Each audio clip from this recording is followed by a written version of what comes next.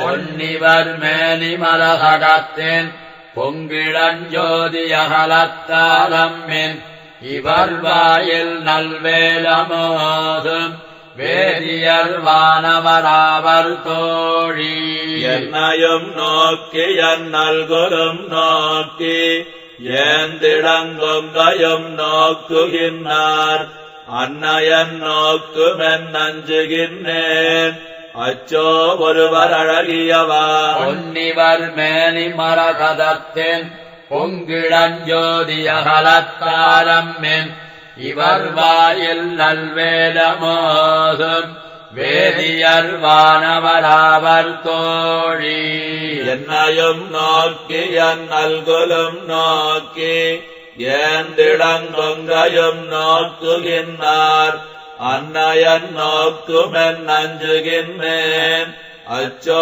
ஒருவர் அழகியவா அன்னமும் கேழலும் மீனும் ஆய ஆதியை நாகை அழகியாரை கண்ணி நன் மாமதின் மங்கை வேந்தன் காமரு சீர கவி கன்றி குன்றா இன்னிசையால் சொன்ன செஞ்சொல் மாலை ஏழும் இரண்டும் ஓர் ஒன்றும் வல்லார் மன்னவராய் உலகாண்டு மீண்டும் வானவராய் மகிழ்வு எய்துவாரே என்று திருமங்கையாழ்வார் பாடிய ஸ்தலம் இந்த திருநாகை. அன்னப்பறவையாய் வராகமாய் மீனாய் அவதரித்த ஆதி நாயகனை, நாகை அழகனை இனிய இசையால் பாடி போற்றினார் திருமங்கையார். அந்த 10 பாடல்களையும் பக்தியுடன் தினமும் பாடுபவர்கள் அரசனைப் போல் சிறப்புடன் வாழ்ந்து முடிவில் மோட்சம் அடைவர் என்பது இந்த பாடலின் பொருள். காவிரியின் தென்கரையில் ஆரம்பித்து வேதாரண்யம் வரை 30 யோஜனை அளவு உள்ள வனத்துக்கு கிருஷ்ண ஆரண்யம் என்று பெயர்.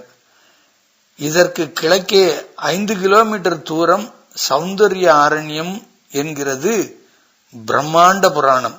ஆதிசேஷன் இங்கு வந்தார், மண்ணை கொத்தினார், நீரூற்று பெருகியது, நீராடினார், எம்பெருமானை காண தவம் இருந்தார்.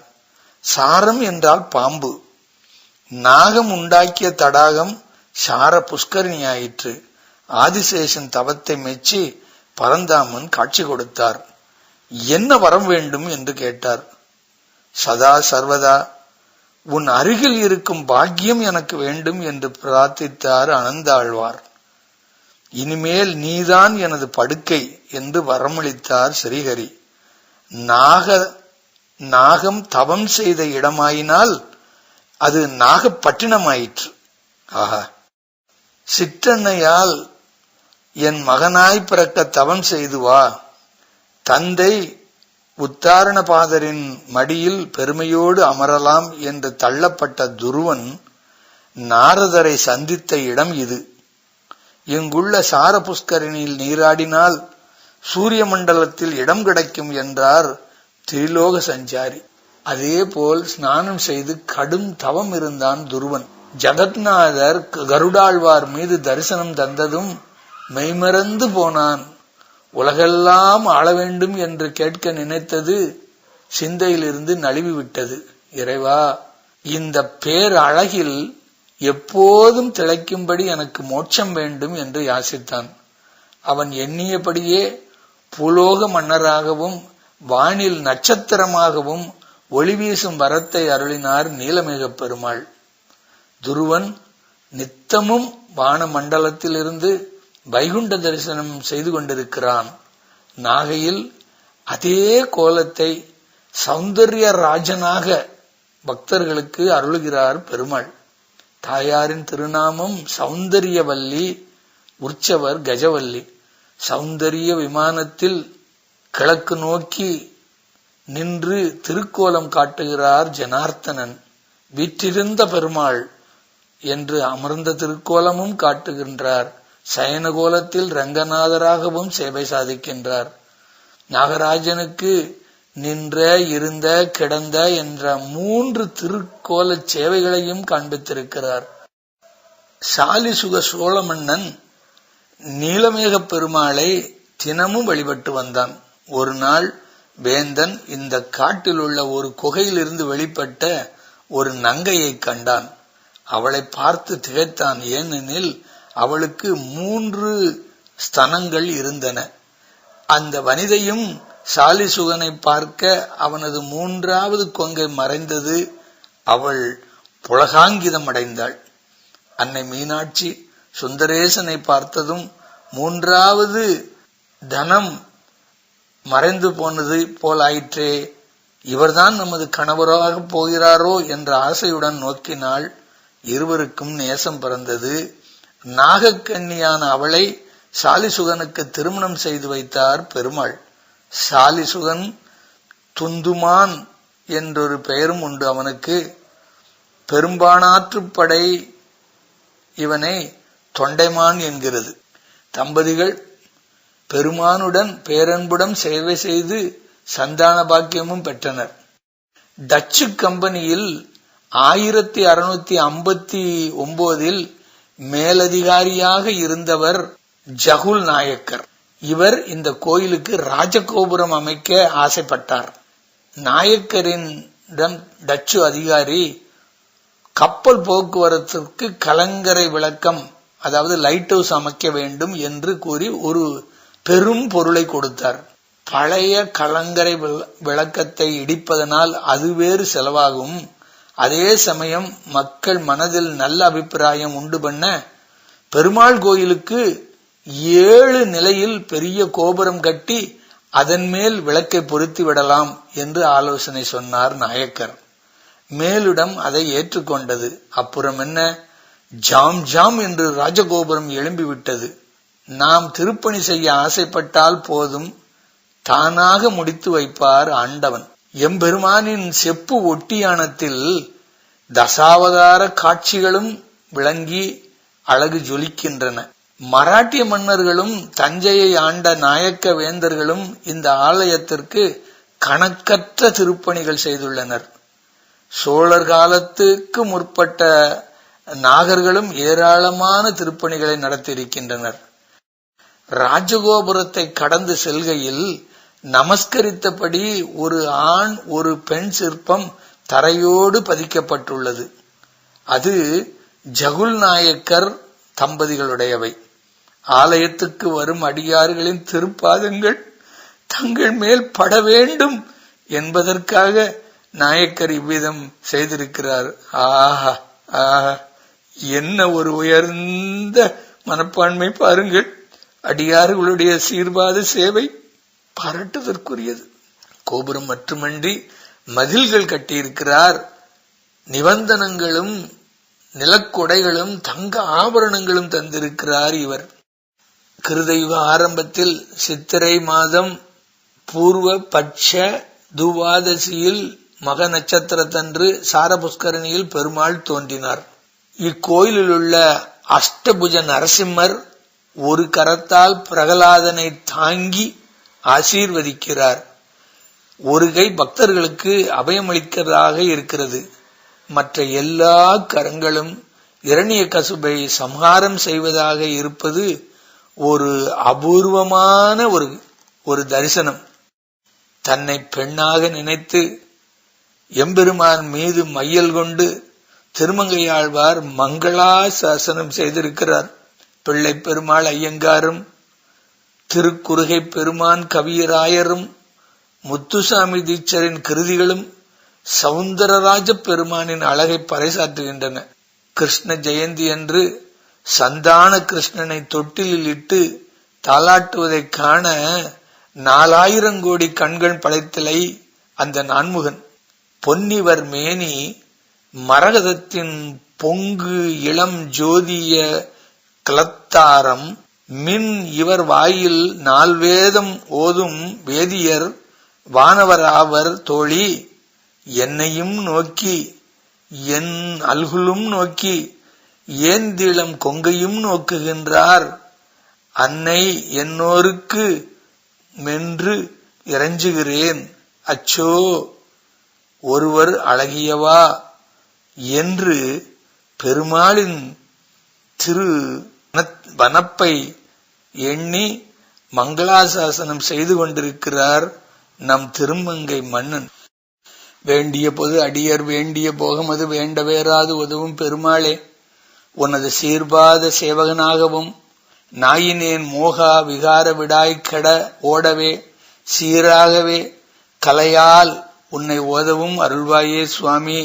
வேண்டும் புலவர் அரியர் வேண்ட அரிய பொருளை வேண்டும் அளவினும் உதவும் பெருமாளே, உகந்து மனமும் குளிர்ந்து பயன்கொள் தர்மம் புரிந்து ஒடுங்கி உன்னையும் பணிந்து உன் திருப்புகழ் கூறுவேனோ சுவாமி. கவிக்கொண்டாகும் புகழ்தனை படிக்கும் பாடு திறமிலி களைக்கும் பாவ கடல் பாடும் அடிநாயேன் கலக்குண்டாகும் புவிதனில் எனக்குண்டாகும் பணிவிடை கலக்குண்டாதல் திருவுளம் அறியாதோ சுவாமி. அழகா தமிழ் பெருமாளே, மனமாயையோடு இரு கால் வினையற மூதுடை மலம் வேறற மகிழ் ஞான அனுபூதியின் அருள்மேவி பதமேவும் உன் அடியாருடன் விளையாடுக அடியேன் முனே பரிபூரண கிருபாகரமுடன் ஞானப்பரிமேல் அழகுடன் ஏறி விண்ணவர் பூமலை அடிமேல் விழ பல கோடி விண்மதி போல தரிசனம் தருவாயே சுவாமி. சௌந்தரராஜ பெருமாளே, நான் படும் பாடு தொலைத்து கழிக்க அக்கிருபை தேடும் எனை தற்புறக்க உன் திருப்பாதுகையை பற்றி நிற்க வைத்து என்னை அருளாயோ சுவாமி, என்னை அருளாயோ. வேண்டாமை புனைந்து உள்ளம் மீண்டு ஆறி நின் சரணங்களில் வீழ்ந்து ஆவல் கொண்டு உருக அன்பினை உடைய அடியேனாய் கேசவா நாராயணா மாதவா கோவிந்தா மதுசூதனா என்று கூறுவது வீண் போவது அல்ல என்று என் மனம் உணராதோ சுவாமி. சுவாமி, நான் தட்டழியாது திருப்புகழ் கற்கவும் ஓதவும் முத்தமிழ் தத்துவ ஞானம் எனக்கு அருள் புரிய வேண்டும் சுவாமி. செந்தமிழ் தெளிவு கொண்டு அடியாருக்கு விளம்பிய பெருமாளே, முனை அழிந்தது மெட்டி குலைந்தது வயது சென்றது வாய்ப்பல் உதிர்ந்தது முதுகு வெஞ்சிலை காட்டி வளைந்தது பிரபையான முகம் இழிந்தது நோக்கம் இருண்டது இருமல் வந்தது தூக்கம் ஒளிந்தது மொழி தளர்ந்தது நாக்கு விழுந்தது அறிவே போய் நினைவு அயர்ந்தது நீட்டல் முடங்கலும் அவசமும் பல ஏக்கமும் முந்தின நெறி மறந்தது மூப்பு முதிர்ந்தது பல நோயும் நிலுவை கண்டது பாய்க்கடை கண்டது சல மலங்களின் நாற்றம் எழுந்தது நிமிஷம் எங்கு ஆச்சது என்று எனும் முன்பு இனிது அருள்வாயே சுவாமி, இனிது அருள்வாயே. உனது அருளை அன்றி வேறு ஒரு துணையும் இன்றி நின்று உழையும் ஒரு வஞ்சகன் பஞ்சபூத உடலது சுமந்து உலகதோறும் வந்து வந்து துன்புறுவது கண்டு அன்புராதோ சுவாமி. அண்டர் சிறை வெட்டிவிட்ட பெருமாளே, நெஞ்சுருகி நெக்கு நெக்கு நின்று தொழுது நிர்குணத்தர் நிந்தனையில் பக்தர் வெட்சி மலர்தூபும் நின் பதயுக பிரசித்தி என்பன வகுத்துரைக்க நின் பணி தமிழ் திரையத்தை அருள்வாயே சுவாமி. அரசாகி பாலினும் வறுமை கூறினும் இன்னது வார்கொழில் ஒளிய மறவேனே சுவாமி. தேவர் மெய் பெருமாளே, இருள் மூடி சுத்த மதி போய் வினை துட்டனாய் மன துக்கமுறவே மிக்க சுழலாதே சொற்கள் பல நாவில் தொட்டு உன் இரு தாழ்த்துள சொற்கமல வாழ்வு சற்று அருள்வாயே சுவாமி. உள்ளம் நெகிழ்ந்து அசத்தான உரை மறந்து சத்தான உனை உணர்ந்து கஸ்தூரி மனம் நாரும் உபய பங்கயத்தாளில் அபயம் என்று உன்னை பாடி உருகி நெஞ்சு சற்று ஓத அருள்வாயே சுவாமி. குடக்கு சில தூதர் தேடுக, வடக்கு சில தூதர் தேடுக, குணக்கு சில தூதர் தேடுக எனமேவி குறிப்பில் குறிப்போன மாருதி இனி தெற்கு ஒரு தூது போவது குறிப்பில் குறி போன போதிலும் வரலாமோ. அடிக்குத்திரராகி அறக்கற்கிளையாத தீரனும் மலைக்கு அப்புறம் மேவி மாதுரு வனமே சென்று அருட்பொன் திரு ஆழி மோதிரம் அளித்து அவர் மேல் மனோகரம் அளித்து கதிர்காமும் மேவிய பெருமாளே, உடுக்கத்துகில் வேணும் நீள் பசி அவிக்க கனபானம் வேணும், நல் ஒளிக்கு புனலாடை வேணும், மெய்யுறு நோயை ஒழிக்க பரிகாரம் வேணும், உள் இருக்கச் சிறு நாரி வேணும், ஓர் படுக்க தனி வீடு வேணும் என இவ்வகையாவும் கிடைத்து கிரகவாசியாகி அம்மயக்க கடலில் ஆடி நீள் கிளைக்கு பரிபாலனாய் உயிர் அவமே போகுமையா. கிருபை சித்தமும் ஞான போதமும் சுவாமி நீர் அழைத்து தர வேணும், மூழ்பவ கிரிக்குள் சுழல்வேனை ஆளுவது ஒரு நாளே சுவாமி. மாசில் அடியார்கள் வாழ்கின்ற ஊர் சென்று தேடி விளையாடி அங்கனே நின்று வாழும் பெருமாளே, கல்லா பிழையும் கருதா பிழையும் கசுந்துருகி நில்லா பிழையும் நினையா பிழையும் நின் எட்டெழுத்தை சொல்லா பிழையும் துதியா பிழையும் தொழா பிழையும் எல்லா பிழையும் பொறுத்து அருள்வாய். ஏகநாயகா லோகநாயகா பரம்பொருளே, இரவியோடு பிறவியறை ஏகபோகமாய் நீயும் நானுமாய் பரமசுகம் அதனை அருள் சுவாமி. பரமசுகம் அதனை அருள் ஐயா. ஏரி குளம் கிணறு ஆறு எல்லாம் நிரம்பி வழிய வேண்டும் சுவாமி. மாறி அளவாய் பொழிய வேண்டும், மக்கள் நலமாய் வாழ வேண்டும். அதற்கு அருள் புரிவாயே சுவாமி, அதற்கு அருள் புரிவாயே ஐயா. கடல் உலகினில் உயிர்கள் படும் அவதிகள் கலகம் இணையதுள்ள கழியவும் நிலை பெற கதியும் சவுந்தரராஜ பெருமாளே, உனது திருஅடி நிழல் தருவதும் ஒரு நாளே சுவாமி, உமது திருஅடி நிழல் தருவதும் ஒரு நாளே. ஓம் நமோ நாராயணாய சரணம், ஓம் நமோ நாராயணாய சரணம், ஓம் நமோ நாராயணாய சரணம். முருகாச்சரணம், முருகாச்சரணம், முருகாச்சரணம்.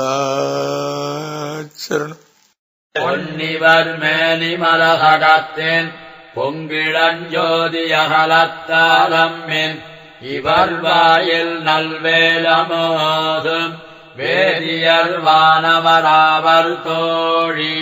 என்னையும் நோக்கி என் நல்குலும் நோக்கி ஏந்திடங்கும் கயும் நோக்குகின்றார். அன்னையன் நோக்குமென் நஞ்சுகின்றேன், அச்சோ ஒருவர் அழகியவா. பொன்னிவர் மேனி மரகதத்தின் பொங்கிழஞ்சோதியகலத்தாலம்மின் இவர் வாயில் நல்வேலமோதும் வேதியர் வானவராவர் தோழி. என்னையும் நோக்கி என் நல்குலும் நோக்கி ஏந்திடங்கொங்கையும் நோக்குகின்றார். அன்னையன் நோக்குமென் நஞ்சுகின்றேன், அச்சோ ஒருவர் அழகியவா.